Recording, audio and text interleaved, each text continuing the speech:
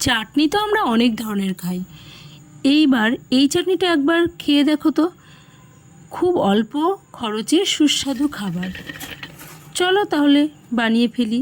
এখানে 200 গ্রাম করমচা নিয়েছি, তারপরে ভালো করে ধুয়ে ছোট ছোট করে কেটে নিয়েছিলাম। তারপরে তেলের উপরে 5 ফোড়ন লঙ্কা ফোড়ন দিয়ে করমচাগুলো দিয়ে একটু নাড়াচাড়া করে পরিমাণ মতো লবণ আর হলুদ দিয়ে আবারও একটু নাড়াচাড়া করে নিলাম।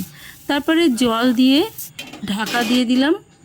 ফুটে উঠলে ঢাকনা খুলে আখের গুড় দিয়ে দিলাম পরিমাণ মতো। তারপরে খানিক ফুটে উঠলে হয়ে গেল রেডি চাটনি। তোমরা কিন্তু বানিয়ে খেয়ে বলো কমেন্ট বক্সে কেমন হয়েছে। একদম নতুন এক ধরনের চাটনি, এটা খুব টেস্টি।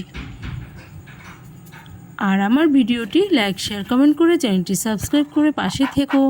টাটা।